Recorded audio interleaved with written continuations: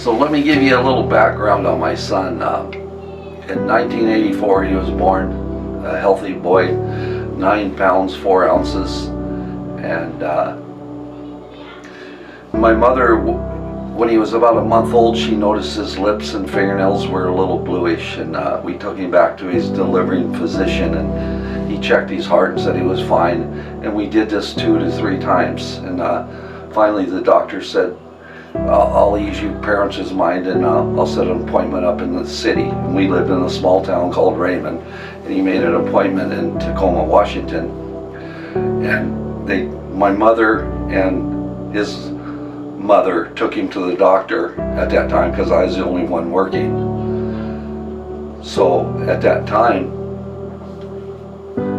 the doctors at Mary Bridge looked at him and immediately rushed him to Children's Orthopedic Hospital in Seattle.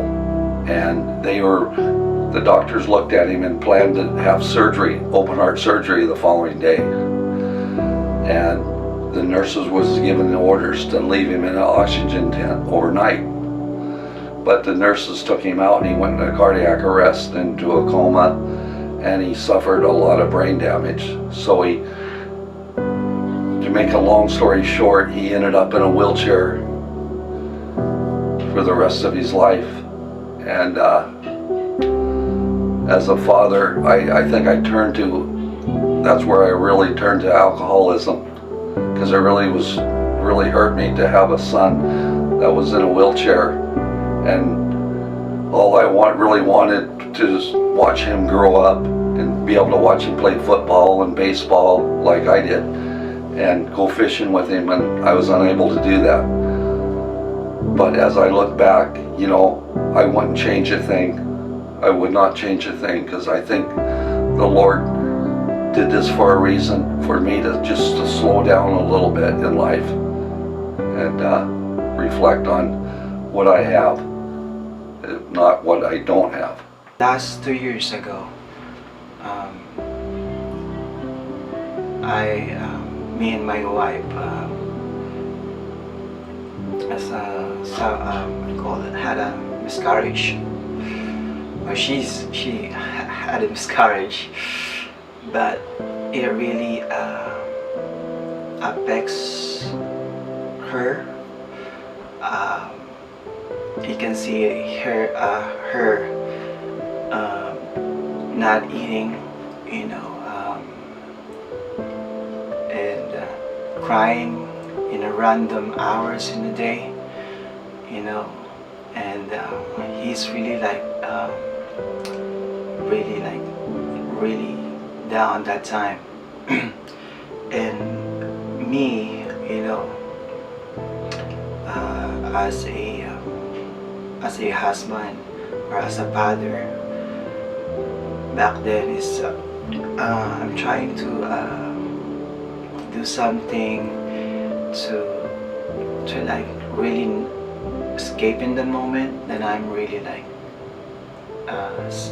affecting it to me. So what I'm doing is just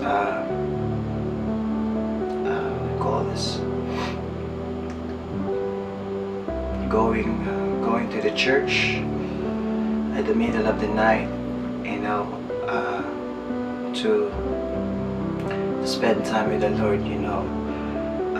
My wife didn't actually know that I'm suffering when we had a miscarriage, because I want to show her that I'm strong, because I know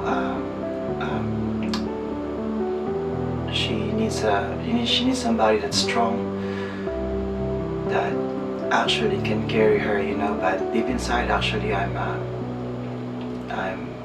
actually affected, So what is the great sacrifice of a father?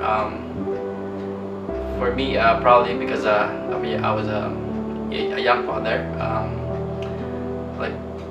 Growing up, I have to face the fatherhood, where I couldn't spend as much time with friends and do things like normal young adults were doing, because I have to be responsible, go to work, and be with my kids. And but it's all so worth it at the end. The joy that my kids have given me. It's that chapter of life that that when you become a father is a great gift of life, actually. And it all happened so fast that there were times when they were younger, like, man, I wish they can grow up now, because you lose sleep, and then you lose a lot of time just spending time with them, or there are things that you want to do but you can't.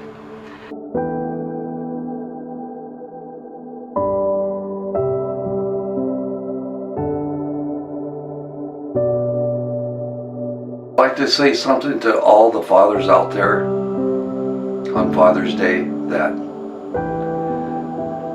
be grateful and thankful for having your kids when they're able to walk and talk and do things with you. And I'm not putting myself in a pity pot, because I can't do that with my son, but I would give anything to be able to watch my son play football or baseball or go fishing with his dad or teach him to golf. That would be the highlight of my life. But like I said, it's all worth it, and it's all at the end. You miss it. You miss those times when they were little, and so make sure you take lots of photos with them, because you're gonna look back and you'll be like, wow, I miss those times. So it's a big blessing, to relive that moment again. So it's all love, it's all good. Enjoy your time with kids, and I wish all the fathers around the world happy Father's Day. All right, thank you. I have one more testimony that most of the people doesn't know. That I have a daughter. I have a daughter in Guam, and I only had relationship with her when she was probably a few years ago, probably like 2016, because they keep moving. They usually live in California and then move to Guam and then back and forth. And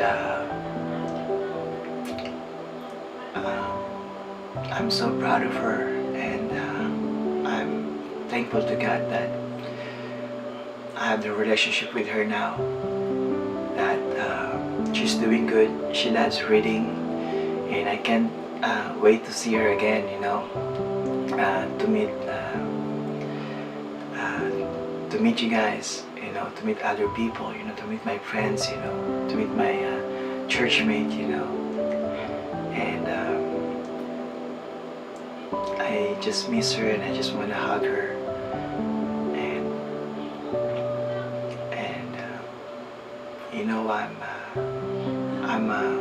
I can tell that I'm longing for a kid, to take care, and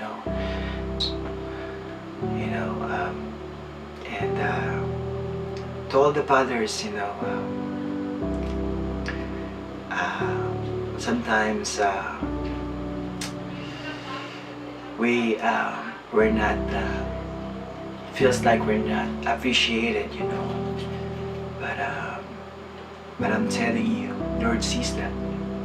He didn't even heard the recognition to your hard work, your sacrifices, but God sees us.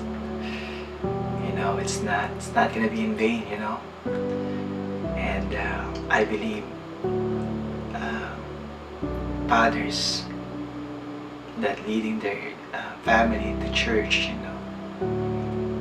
it's